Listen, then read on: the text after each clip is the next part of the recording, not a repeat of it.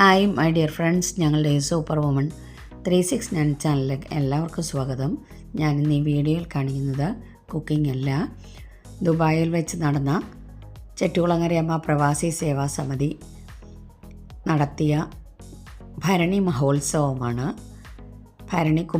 ഭരണി നാട്ടിലെ കുംഭമാസത്തിലാണ്, പക്ഷേ ദുബായിൽ നേരത്തെ നടത്തും.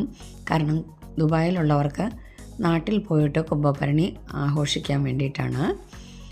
ഓണത്തിനേക്കാൾ ചെട്ടികുളങ്ങരക്കാർക്ക് പ്രധാനം കുംഭഭരണിയാണ്.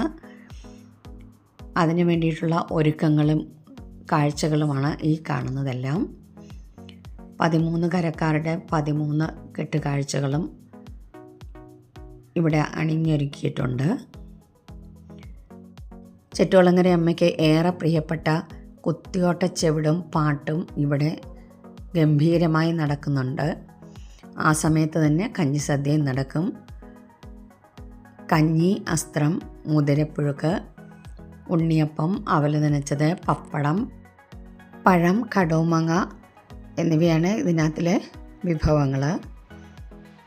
നാട്ടിൽ കുതിരച്ചവിട്ടിലാണ് കഞ്ഞിസദ്യ നടത്തുന്നത്.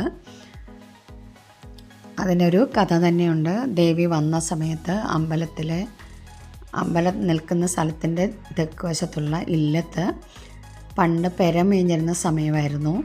ആ സമയത്ത് അവിടെ പോയിട്ട് അമ്മ കഞ്ഞി കുടിച്ചു എന്നാണ്.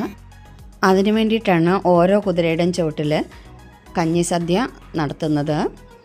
കുതിരമൂട്ടിൽ കഞ്ഞി എന്നാണ് അതിന് പറയുന്നത്. തലേ ദിവസം മുതൽ തുടങ്ങുന്ന അധ്വാനമാണ്. അതുപോലെ പൂജകളും തലേദിവസം രാത്രി മുതൽ തുടങ്ങും. ഭഗവതി സേവയൊക്കെ ചെറിയ 5 വയസ്സുള്ള കുട്ടികൾ മുതൽ പ്രായമായ ആൾക്കാർ വരെ ഈ കുത്തിയോട്ട ചടങ്ങിൽ പങ്കെടുക്കുന്നുണ്ട്. ഇതിനകത്തിലെ കുത്തിയോട്ട പാട്ട് കേൾപ്പിക്കാൻ പറ്റത്തില്ല, കാരണം നമുക്ക് കോപ്പിറൈറ്റ് ഇഷ്യൂ വരുന്നുണ്ട്. അതുകൊണ്ട് അത് ഞാൻ ഡിലീറ്റ് ആക്കുകയാണ്.